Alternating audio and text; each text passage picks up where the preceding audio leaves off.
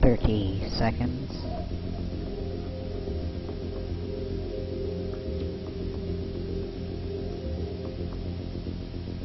20 seconds. 15 seconds. 10 seconds.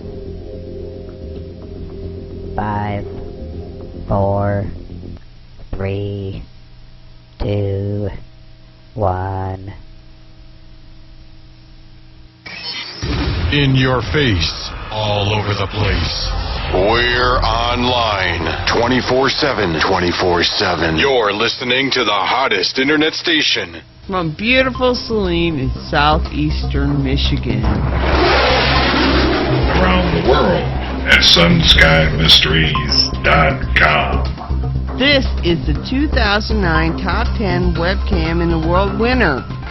This is SETV.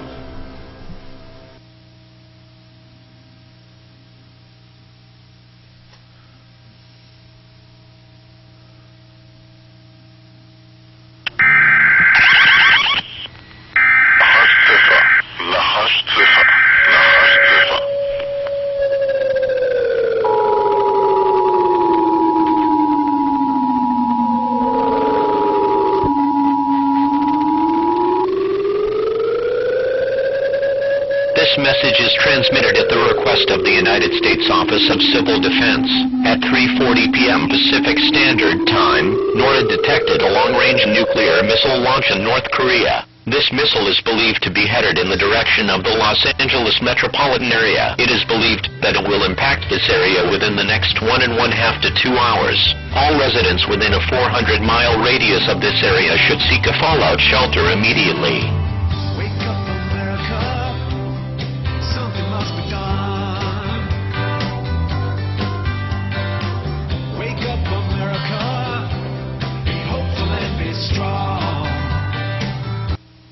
The only real effect I can have is to create the impression that things aren't as bad as they are. To give our people time, the opportunity to survive. I guess I just never realized I'd gone so far. We've lost so much control. Totalitarianism doesn't need armies.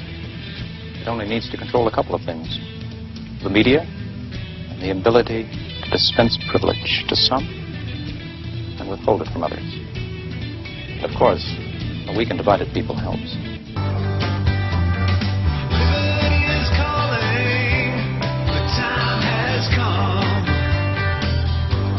There is only one holistic system of systems. One vast and immane, interwoven, interacting, multivariate, multinational dominion of dollars. Petrodollars, electrodollars, multi-dollars, Reichmarks, rims, rubles, pounds, and shekels. It is the international system of currency which determines the totality of life on this planet. Well, good evening, everybody. Welcome to our first episode of the past few weeks. Hold on 1 second while I make an adjustment.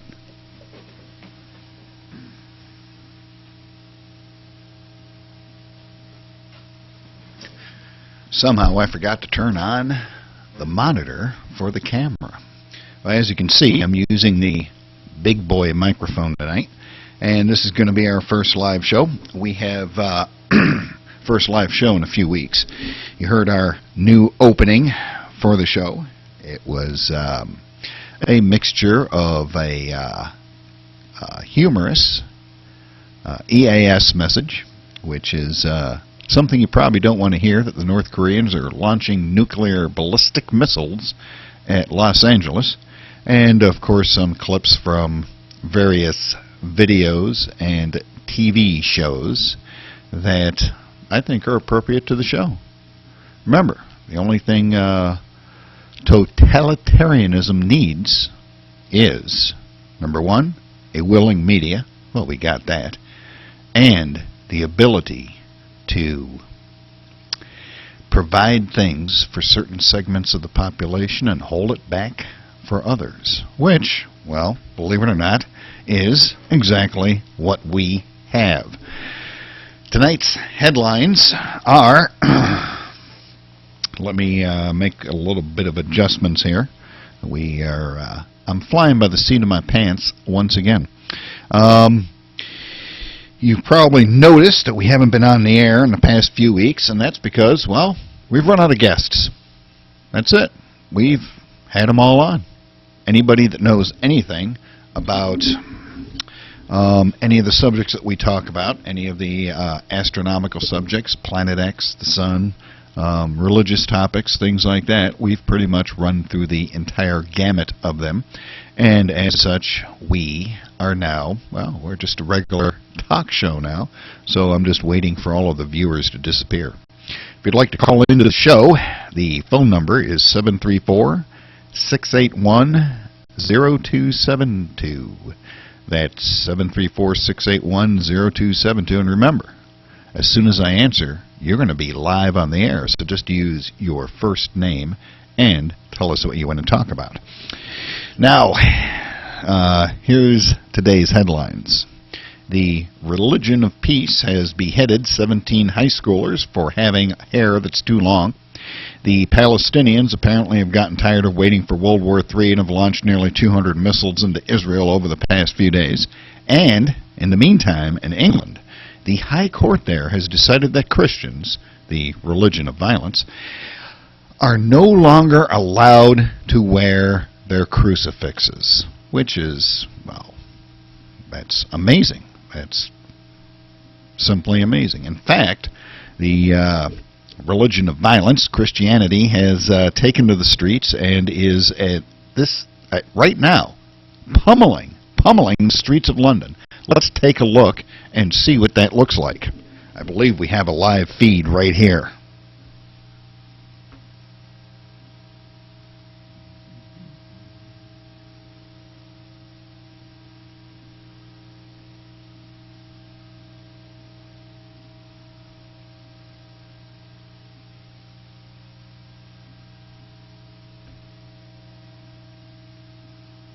Spirits up, but it's already after 2.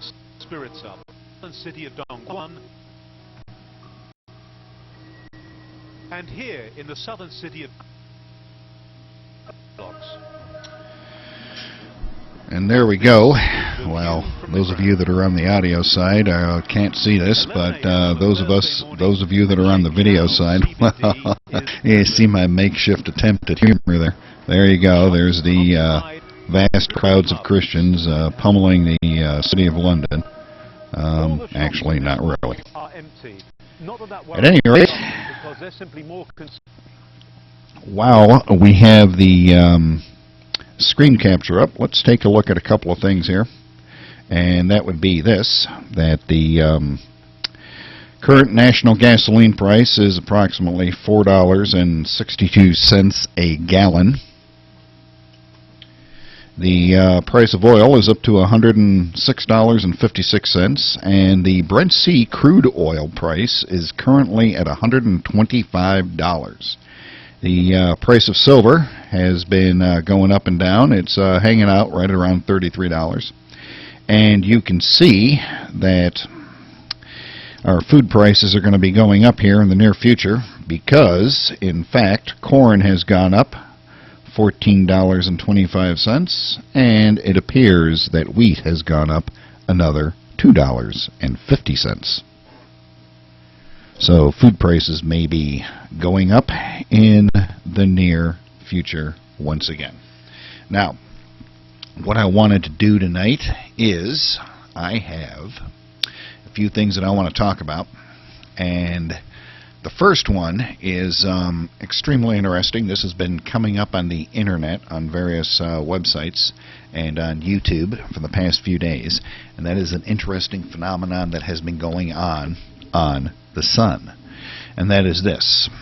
At the for those of you on the audio side, I will attempt to describe it as best as I can. What people have been seeing occurring at the sun, on the sun, and this is on 3 different satellites. I believe it is on the head, behind and on the LASCO satellite, if I'm not mistaken, there is a interesting phenomenon. It's something that should not be happening. And basically what happened is there was what looks like a tornado forming on the sun. And the tornado kind of formed itself into a black rope. And that black rope extended up to a sphere right next to the sun. I have a video of it right here. Hold on one second while I bring that up. And those of you that are on the see here, let's go over here and do this, and down here like that, and go ahead and bring that up and go over here. There we go. Hold on one second while I do this.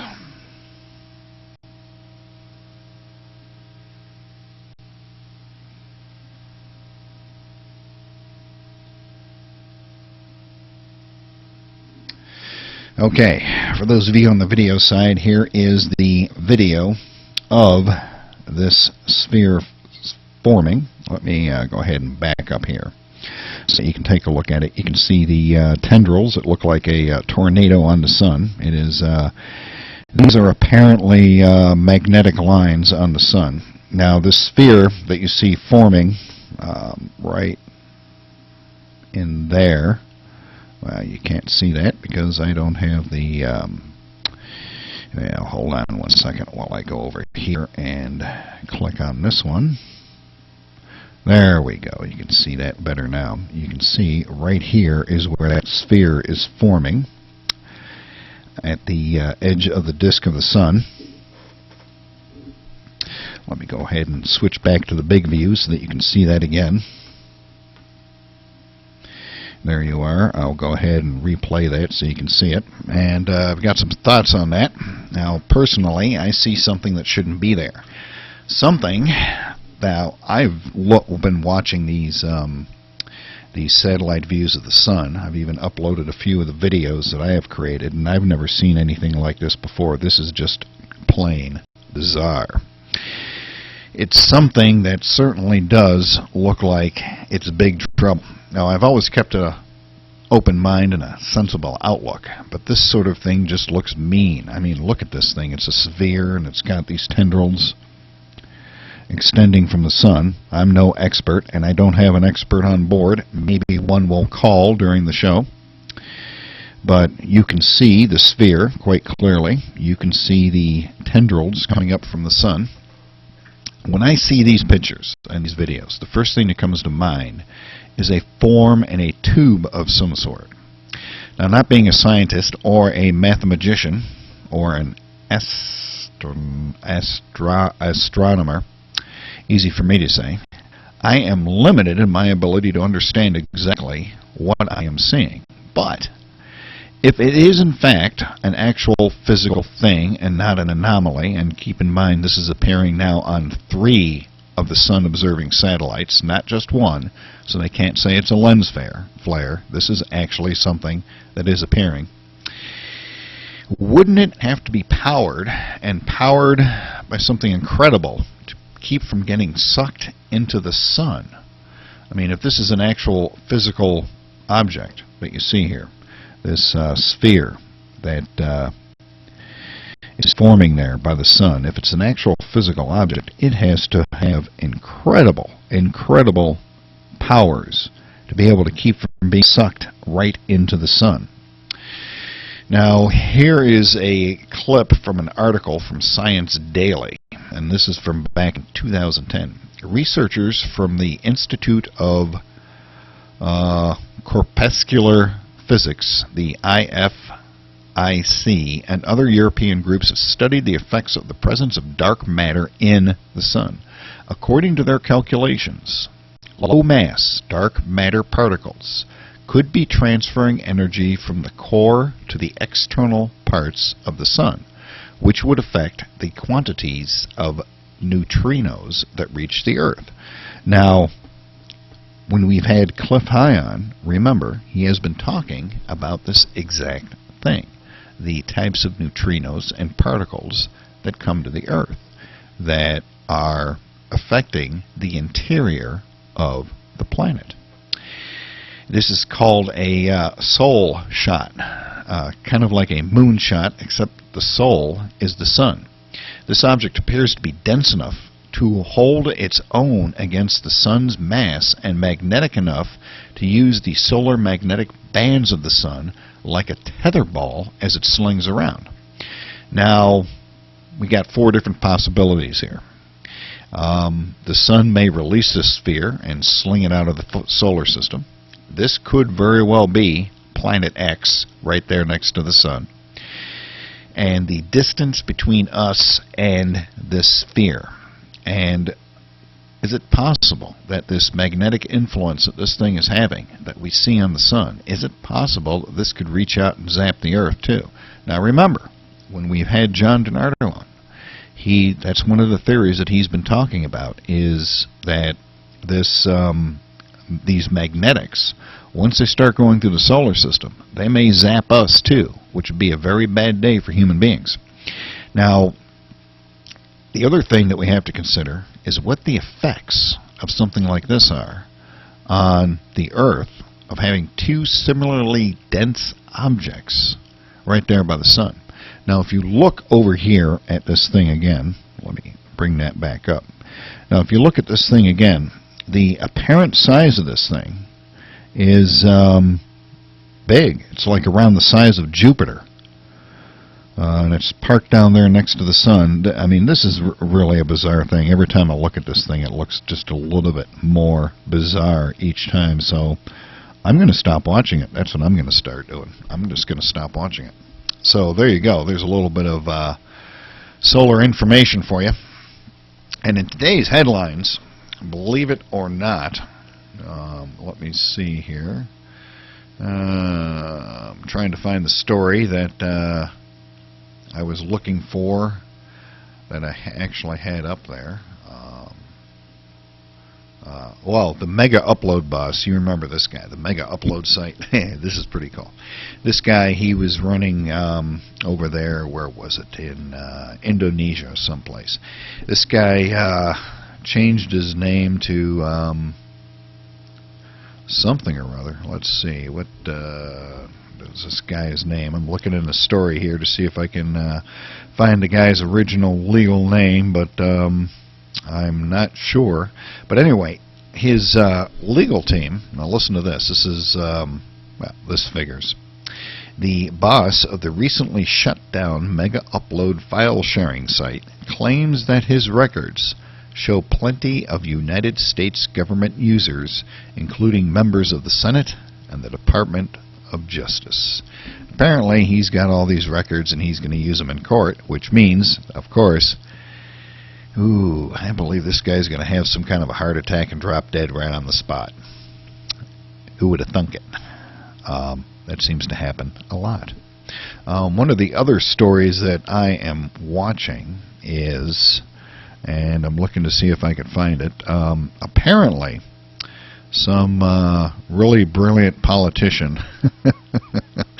wants to regulate you know, the big stuff that's been happening lately with the contraceptives and everything.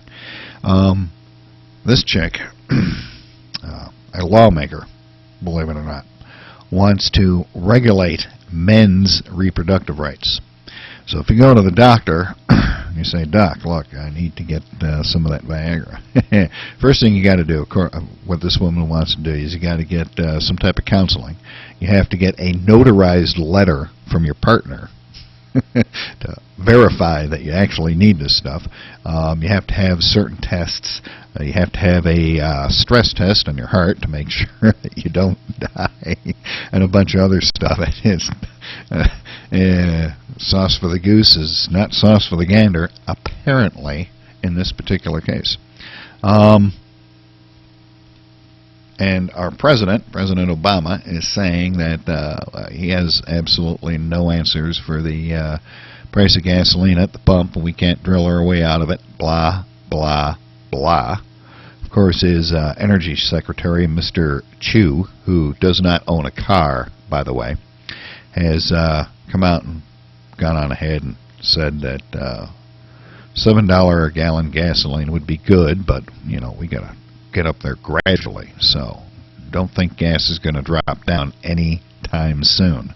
Remember, the best way in a totalitarian society, one of the best ways to keep the population under control is to prevent them from moving.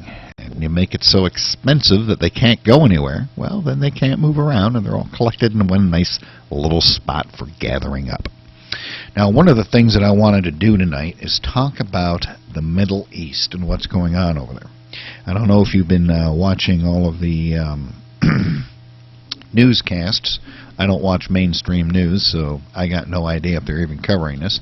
The Palestinians, as I mentioned at the top of the show, have decided that, yes, indeed, they are tired of waiting for World War III to start. So they started launching some rockets at Israel, and when Israel retaliated, the leader of Hamas went running over to Egypt and said, "Oh, it's not fair, it's not fair, they're shooting at us, they're shooting at us, and all we do is launch a bunch of rockets, kill a bunch of people." So, at any rate, they got tired of waiting around for World War III to start, so they decided to start it themselves, and I'm happy to report that the Israeli Iron Dome, that's their missile defense system, has been working pretty much flawlessly, knocking down all of the Grad missiles that they have been launching, and doing their own little opening up a can of whoop-ass on the guys that have been launching rockets at them. And, of course, everybody thinks that they shouldn't defend themselves, so go figure. At any rate, I wanted to talk about the Middle East as a whole. We all know that this is a master mess, a mess that has been around for ages, and as this particular age draws to a close, it's a good idea to take a look at it so that it can be passed down to future generations. So in 10, 15, 20 years, people will forget what's going on and just go ahead and do it over again, as we humans seem to be able to do, like a bunch of geniuses. There's one thing that humans beings are geniuses about. It's forgetting what the previous generation did or had to work at to accomplish and just wreck the whole thing. At any rate, this thing in Syria. What is happening now in Syria, and how has our country played it?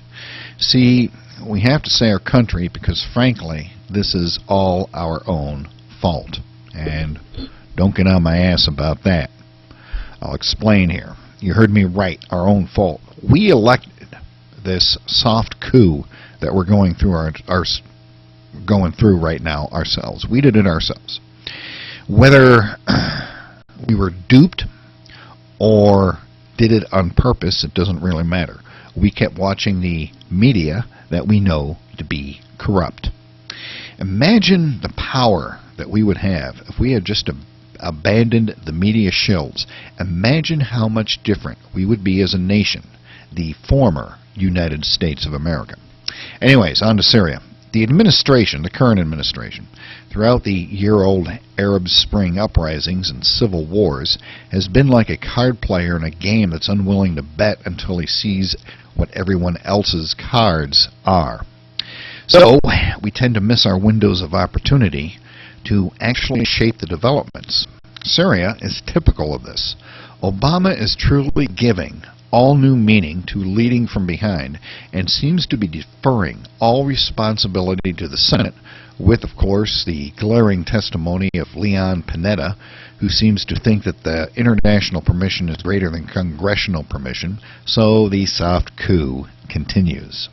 That said, there are several real reasons to be concerned about Syria. Now, Syria, obviously, is not Libya. You have to keep in mind the chemical weapons problem in Syria, and you also have a Russian naval base in Syria, and that right there should raise a lot of concerns for everybody. Now, leading up to the present point, as I said, we're dealing with a leading from behind president, and that's the best compliment at this point, because the other options is either something willful based on either ideology or stupidity. So in other words, this guy is he's either doing this on purpose or he's just plain dumb, and I don't know which one it is. When I look at Syria, I think two things. First, we all knew who Assad is. We all knew who his father was, and know the deprivations he has waged on his own people, and yet our Secretary of State a full year ago called him a reformer. This is the same country where President Bush sent a message by removing our ambassador from there to isolate them. Obama went ahead and sent a new ambassador there, signaling Assad that all was once again wink and a nod. The ultimate problem is the Washington navel gazing. The reason why is that the Obama administration, even before he was elected, people, specifically Senators Kerry, Senator Specter, and Nancy Pelosi, made outreach to Assad such a pillar of our foreign policy simply because they see everything through the lens of George Bush. Whatever Bush did, they considered to be 100% wrong and went 180 degrees out of phase without any consideration whatsoever to any type of critical thinking or logic. Said it before and I'll say it again. These people in Washington, they're insane. After all, the show is called Surrounded by Idiots, and they are some of the idiots that I am surrounded by. This is what happens when you assume that the problem lies in the White House and not with the rogue leaders. People die. As it turns out, Bush was rightfully confronting this, no matter what you think of the guy. Look, this is how the progressive mind works. They don't actually think. They assume that whatever they see, whatever is in place, is to be destroyed in favor of their communistic or Stalinistic view of the world. So, of course, men like Assad are to be raised onto a pedestal. Now, will Assad leave power? He won't leave by choice. The worst case scenario is that he is left like Iraq was in 1981, weakened like Saddam was, faced an uprising, and put it down an unstable madman after that. The problem with this scenario is that it is far more likely because Obama is tragically, strategically short-sighted. He doesn't have the long view picture. I mean, look at it. All of these guys that he's surrounded himself with in the White House, they're all business people, they're all educators. Ain't one damn one of them that has any experience at all in the real world. Always remember that point right there. The short-sightedness is a living and breathing danger. You can say what you want about the Iraq conflict. That doesn't matter. We have to live in the here and now, and geopolitics is, believe it or not, important. Syria was Iran's only ally, and it was isolated. Without Syria's help, Hezbollah would wither and dry up, unable to be supplied by Iran. So what does Obama do? He unilaterally withdraws from Iraq and hands Iraq to Iran on a silver platter, in that Iran now has a mechanism not only to supply Syria over the land, but also to support all of its proxies all over the Mediterranean and all over the Middle East. And even so, even though Iraq is the forgotten country now, you don't hear about Iraq too often anymore, except when they're whacking the heads off of high schoolers because their hair is too long. Even though, just a short time ago, you couldn't help but read about Iraq for about 10 years. Now, Joel Brinkley, who has his own reputation amongst the elite, the intellectuals who know far more about the world than you, because we are part of the stupid masses.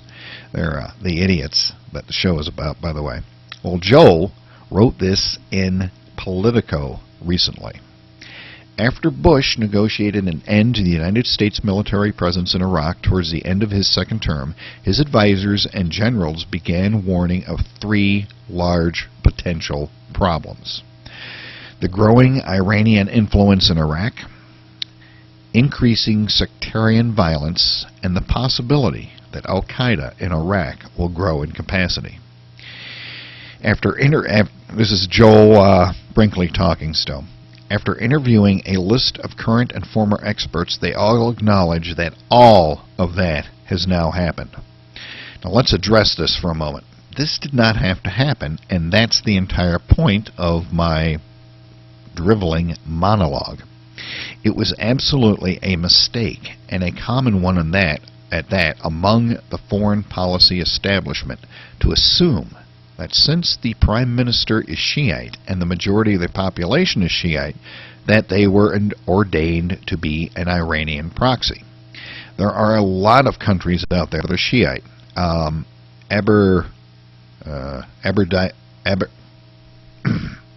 It's a country next to Iran, right on the Iranian border. They are allies of the United States and Israel, so that line of thinking is totally wrong. I can't pronounce the names of countries worth a darn. The fact is, looking historically at Iraq and the Iran-Iraq war, it wasn't the favorite sons of Saddam that were fighting. It was mostly the Iraqi Shiite conscripts fighting Iran. And that's the key point, because there is simply no love, religiously or otherwise, between the Arabs and the Persians, period. Remember, Iran used to be called Persia. They are the Persians. So, the reason why Iran has such a high influence now is because we have removed the ability of the Iraqi government to play the Irans and Americans off of each other and gain an independent state. We had our troops there for years, for tens of years, in Iraq, and not in the cities, but in forward operating bases out in the country. Out of sight, out of mind, and this is key, that was enough to prevent the Iranians from running roughshod over Iraq. Whenever they would try to pressure the Iraqi Prime Minister, he would say, "Look, dudes, I'd love to help you, but the Americans are here." President Obama removed that throttle and the ability of the Iraqis to say that, and remove the ability of the Iraqis to say that.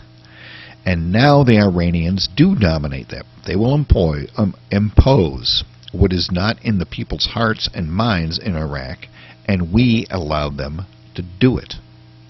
Most people will read in the mainstream media that we didn't have a choice in leaving. But again, that shows how inept the current administration is, because the way it works in that region of the world is that there is posturing, hemming and hawing until the deadline is reached, and then everyone grabs their cigars and heads into the back room to hammer out the deal. And the administration didn't like that, so once again they acted like the arrogant asses they are and left. This sends a message that the Americans can now not be trusted in the Arabic world. And this is where Obama is being dishonest with them and with us. The Iraqis had no problem with the American troop immunity issue. None whatsoever. But the State Department said that what we really need to do is have the Iraqi parliament vote on it. And this opened up the apocalyptic can of worms in Iraq. What is ironic is that the State Department is telling the Iraqi parliament how Iraqi law has to be interpreted rather than allowing the Prime Minister to do what he thinks needs to be done, and we wouldn't have had any problems in staying there, keeping the Iranians and the Syrians at bay, who are now both moving into Iraq. Now, it's not surprising that we have an administration that isn't satisfied with giving us lectures on how it's going to be, because the government is in charge here, and then turn around and tell our allies and enemies how it's going to be at the same time. So they're playing both sides of the road.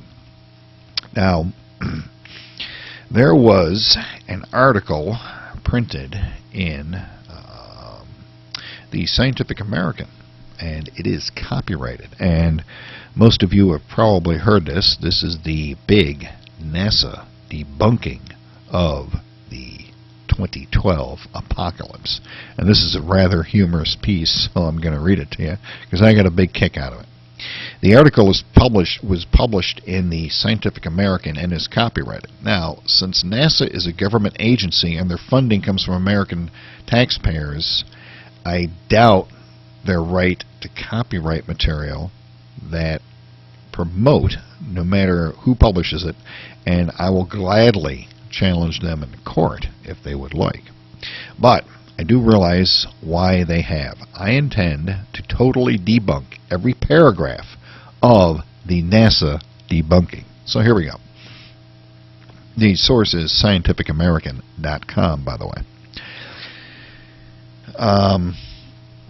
The title of the article is NASA Crushes the 2012 Mayan Apocalypse Claims, and that is not true. The agency's Near-Earth Objects Program head points out many fallacies, including the claim that an imaginary planet will collide with Earth in December. Thousands of astronomers have not seen this. Now, you will note here, let me, well, I can't pull it up on the main screen right now so that you can actually read this. Let me read that to you again. The agency's Near-Earth Objects Program head points out many fallacies, including the claim that an imaginary planet will collide with Earth in December. Thousands of astronomers have not seen this. Please note the tactic of mixing outrageous theories with the core idea. The old tactic of mixing one truth with several preposterous claims and mixing them all together in the same bowl and mixing them up into an indecipherable mass of crap. Let me repeat the opening paragraph of the article. The agency's Near-Earth Objects Program head points out many fallacies, including the claim that an imaginary planet will collide with Earth in December. Thousands of astronomers have not seen this. Now, it's up to you to realize that there is a diamond of truth concealed in NASA's toilet bowl of disinformation. Also note that the title is title of the so-called debunker, Near-Earth Objects Program head. Interesting. Here is the first paragraph. Now, let's debunk this stuff systematically. The 2012 Doomsday debunked 2012 Doomsday debunked calendar does not end on December 21st, 2012. It's just the end of a cycle and the beginning of a new one. And they are quite correct. It is the end of a cycle and the beginning of another. No Native American or Mayan that I know of has made the claim the Mayan calendar ends on December 21st, 2012. What we have in fact claimed is that the present cycle of time ends on that date and a new one begins, and a new structure of human leadership begins. All of the present leaders and controllers are deposed and destroyed. It is the 12th completion. This precedes human history, apparently.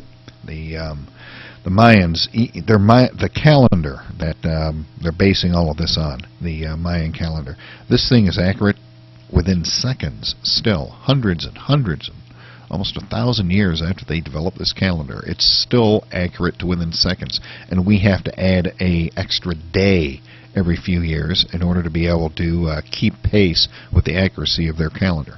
The Mayans and all Native Americans believe in a common idea, that humans now in control of this planet come from the interbreeding of native peoples with an alien entity with reptilian dominant characteristics. In the process, they lost their connection with nature and Earth and perceived themselves superior to those without their genetics. Scientists at NASA's Jet Propulsion Laboratory have put out a new video to address the false claims about the Mayan apocalypse, a non-event that some people believe will bring the world to an end on December 21st. No person who has any idea what they are talking about has claimed the world will end at the end of the long calendar. This is completely false. It's a lie. Let me read that paragraph to you again. This is from the article. Scientists at NASA's Jet Propulsion Laboratory have put out a new video to address false claims about the Mayan apocalypse, a non-event that some people will believe will bring the world to an end on December 21st. That's not what it's about. In the video, which was posted online Wednesday on March 7th, Don Yeomans, our old buddy Don Yeomans, head of the Near-Earth Objects Program Office at NASA, explains away many of the most frequently cited doomsday scenarios. Addressing the belief that the calendar used by the ancient Mayan civilization comes to a sudden end in December 2012, and that this will coincide with a cataclysmic world-ending event, Yeomans said their calendar does not end on December 21st, 2012. It's just the end of the cycle and the beginning of a new one. Well, not quite. For one thing, the Mayan calendar spans dozens of centuries, not a single year with inaccuracies built into it, and the Mayan calendar still predicts solar and lunar eclipses within minutes of accuracy to this day, centuries after its creation. What the author fails to mention is that the nature of the end of one cycle and the beginning of another is not in any way similar to January 1st. There is no cycle that begins and ends on January 1st. It is an arbitrary date pulled out of their asses to mark an equally arbitrary beginning of a 365.253 day orbital period of the Sun. Even though they do add an extra day to the calendar every 4 years in February to adjust for its inaccuracy, and still must further be adjusted every 320 years by adding yet another day, it is nowhere near the accuracy of the Mayans' real calendar. And that's why astronomers rely on the Mayan calendar to predict eclipses years in advance. The fact that they can't do it yet using their own methods of timekeeping. Yeomans also attempted to allay fears regarding potential causes of Mayan apocalypse, including Planet X, an imaginary planet that some people think is swinging in from the outer solar system just in time to collide with Earth in December. This enormous planet is supposed to be coming towards Earth, but if it were, we would have seen it long ago. And if it were invisible somehow, we would have seen the gravitational effects of this planet on neighboring planets. Thousands of astronomers who scan the sky on a daily basis have not seen that. Well, actually, they missed on that one too. The Mayans or no Native American makes reference to such a planet or an occurrence. This is in fact a psyop headed by NASA's own propaganda department with a person using the pseudonym of Nancy Leader, who turned out to be a NASA shill simply trying to distract from the true nature of the end of the 12th cycle. Besides which, do you think that any astronomer that came out and said, hey, there's a mystery planet coming into the solar system wouldn't also have a equally mysterious heart attack and fall dead like all the other ones have? No. He added that there's zero possibility of a NASA cover-up. Can you imagine thousands of astronomers who observe the skies on a daily basis keeping the same secret from the public for several years? No. But we do know of at least a half a dozen astronomers and astrophysicists that have died mysteriously after they started to raise concerns about the entry of the solar system into a plasma-dense area of space. And that, in a nutshell, is one of the things that's happening. We are moving, our solar system is moving into a dense plasmitic area of the galaxy. At the same time, the Sun is reaching its solar maximum this year and in 2013, as well as we will be physically crossing the ecliptic plane of the galaxy all at the same time. So that's pretty spooky stuff. And this article goes on and on and on, and I could go on for hours about this crap because it makes NASA once again has pulled a theory out of their butts that doesn't seem to make any sense whatsoever. I invite you to go to the scientificamerican.com website and look up the article yourself.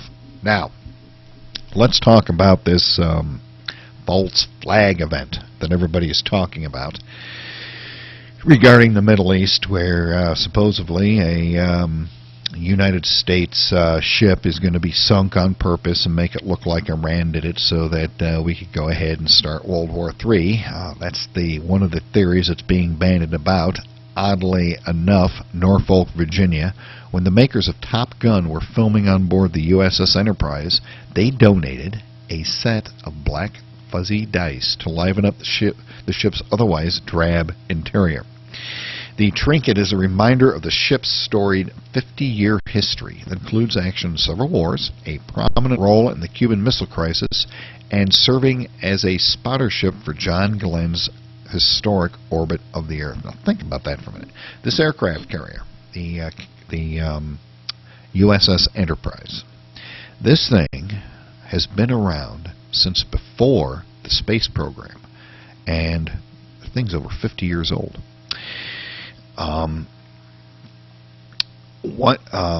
Walter Carter, the Rear Admiral Walter Carter, the commander of the Enterprise Strike Group, said, "To serve on this ship, certainly in this capacity, you have to be a student of the ship's history.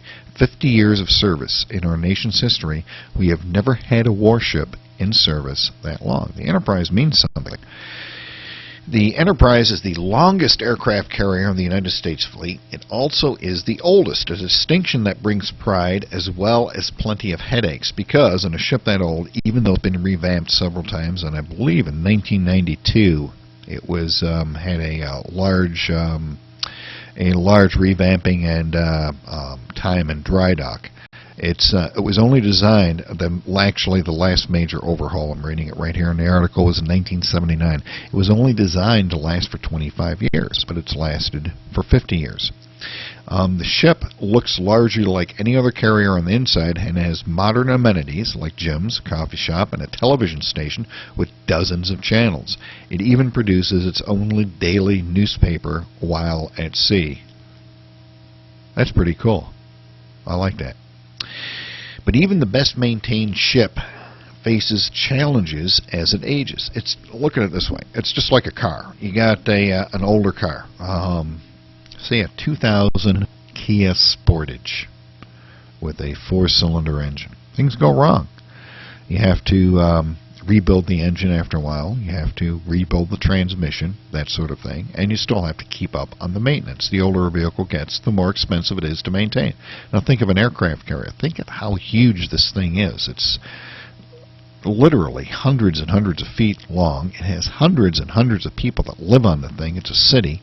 It has, let me see here, I believe it has 8 nuclear reactors in it. It takes, and here's what the captain, the commanding officer, Bill Hamilton, this is what this guy said. As you get older, and I know all about this, folks, it takes you a couple hours to really get up, and then you're fine. Well, it's the same sort of thing here on the Enterprise. The Enterprise is old, and it just kind of takes a while to get up to speed and build up its steam and whatnot and get going.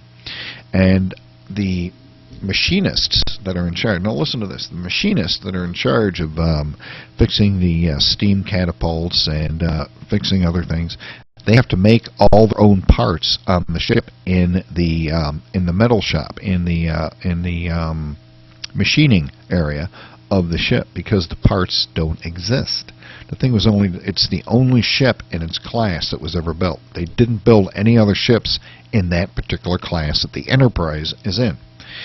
And the problems, listen to this, the problems that are so notorious around the fleet that the Enterprise engineers and mechanics are often given joking condolences by their colleagues on other ships.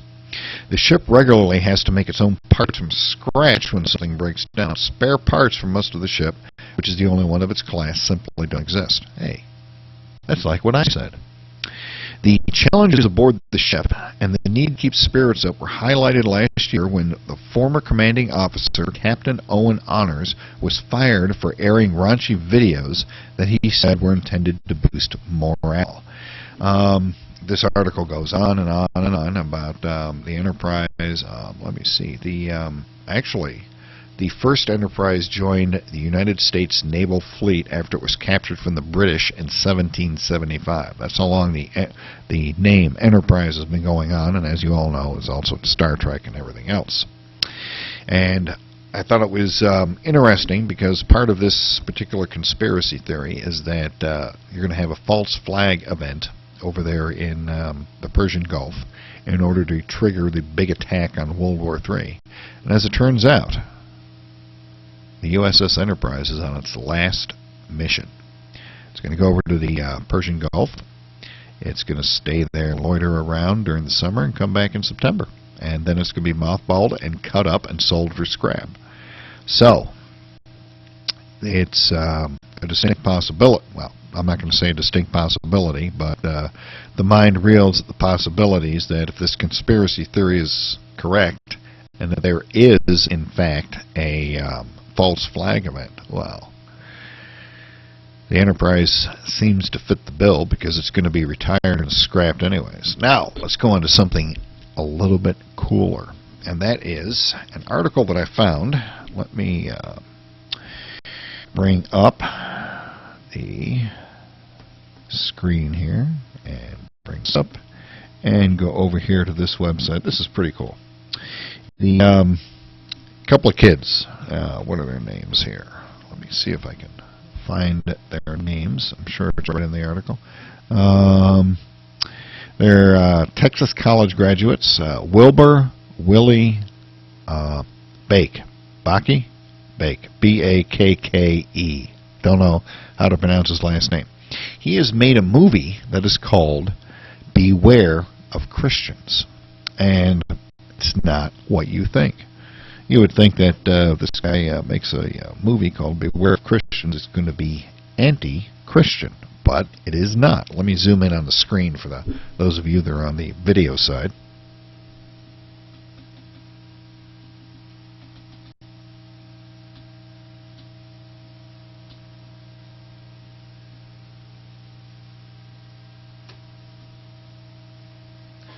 There we go. And let me make one quick adjustment.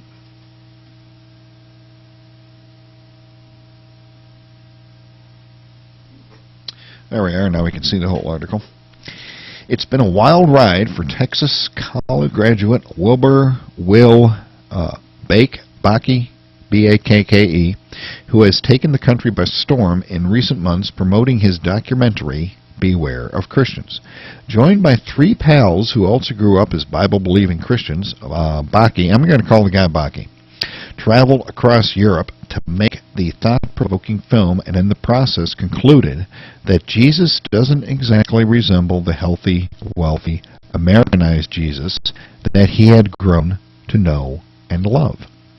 Most Christians, this is the kid talking, Baki, most Christians feel like they have to be perfect all the time and go to church, and there are all these rules about drinking, sex, and materialism. But it is not about church at all. It is all about really getting to know Jesus and developing your own personal relationship with Him. And you know what? Every single one of our guests that are Christians, every single one of them has said the exact same thing. Look, you got to get your own relationship with God. You got to get right with God yourself. The church is not going to do it for you. Very interesting. Anyways, this kid made a film about all of this. And let's go back here. He hopes that this Baki kid, he hopes that the film resonates especially with young people and college students. And here's a quote from him again. Often when people go away to college, their belief is questioned. Suddenly, nobody is forcing you to go to church, and you realize the faith that you had was never your own. It was something instilled in you with rules on what is right and what is wrong. And he really wants to explore those topics. And as it turns out, listen to this, on March, in, I believe, February, he and his buddies went to go see The Price is Right. You remember the game show, The Price is Right? Bob Barker used to be on it. I think Drew Carey is now the host of it. They were in the audience of The Price is Right, and wouldn't you know it, his name was called, and he got to come on down and spin the big wheel on The Price is Right, wearing his shirt and talking about his movie on The Price is Right. I think that's the coolest thing that I've ever heard. wish I wish something like that would happen to me. At any rate, let's go on to our next article. And let me see here. How long? Oh, boy, I've been on the air for an hour. And no wonder my voice is getting all froggy. Now, let's talk about another subject. Let me see here. We are going to talk about something that has been in the news and only an idiot would agree with, in my esteemed point of view, but what do I know? I'm just a rodeo clown with a Mr. Microphone looking into a camera wearing sunglasses with a shaved head. At any rate, can the President of the United States kill you? Can the President really kill an American simply because the person is dangerous and his arrest would be impractical? Can the President be the judge, jury, and executioner of an American in a foreign country because he believes that would keep Americans safe? Can Congress even authorize a president to do this? I believe the answers to all of the above are no. Earlier this week, last week actually, Attorney General Eric Holder attempted to justify presidential killings in a speech at Northwestern University Law School. In it, he recognized the requirements of the Fifth Amendment for due process. He argued that the president may substitute the traditionally understood due process, a public jury trial, with the president's own novel version of it.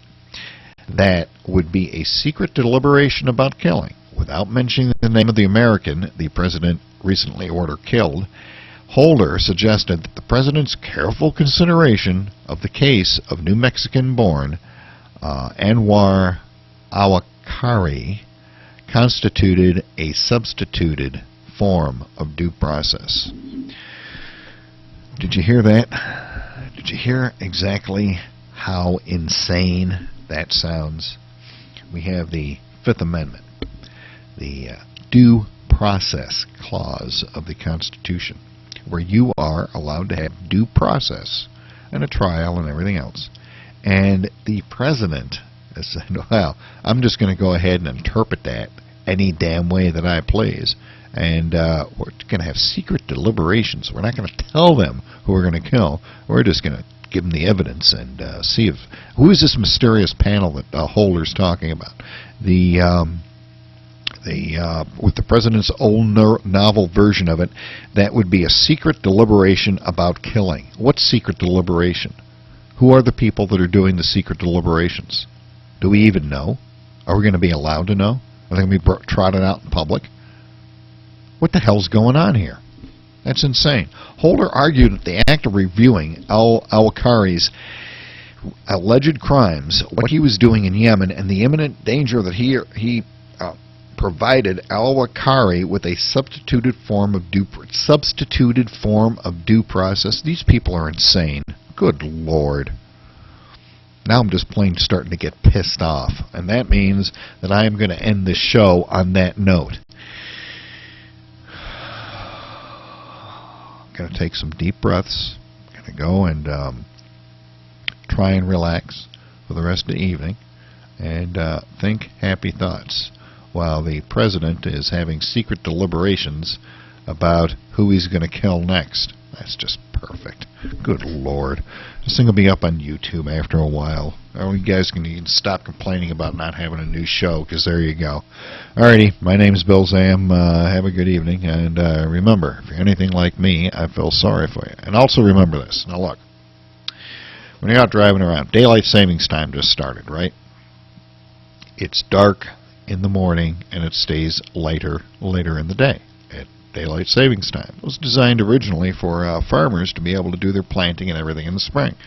That's why we have the daylight savings time. At any rate, it's dark in the morning. So, you were used to Friday going to work and it was light out. Now, all of a sudden, it's dark out. That means you can't see as well. That means that even though it's the same time on your clock and everybody else's clock, it's dark out. That means that when all of the kids are on the way to school, you can't see them anymore because it's not light enough to see them. So you got to be extra vigilant and extra careful when you get up to an intersection. You have to look both ways. You have to make sure that there aren't any kids around. You have to watch out for the crossing guards and everything else. Because remember, if you're driving down the road and some idiot bangs into you because they can't see it because it's too dark out and they're too stupid to turn the headlights on, well, that's an accident. But if you're driving on the road and you hit a little kid on their way to school, that, my friends, is a tragedy. My name is Bill Zam. Thanks for tuning in. I'll have another show maybe tomorrow night if I can get my act together and stop being pissed off about all of this. So those of you on the audio side, we're going to go ahead and start replaying all of the previous shows. We're going to start with our Pastor Hagberg interview. So here you go on the audio side. And there they go. The folks on the audio side are now listening to something completely different. On you on the video side, you're so special because you still get to see me. But I'm going to end the show, and I'm going to replay the miniseries from 1987 called America, where the United States is handed over to the Russians. Very interesting. It's a 13, I believe it's like 12 hours long. So if you want to watch the show for 12 hours, feel free. So we're going to take down the video stream now and restart it after we've done some configurations. Thank you for showing up. We appreciate it. Have a nice night.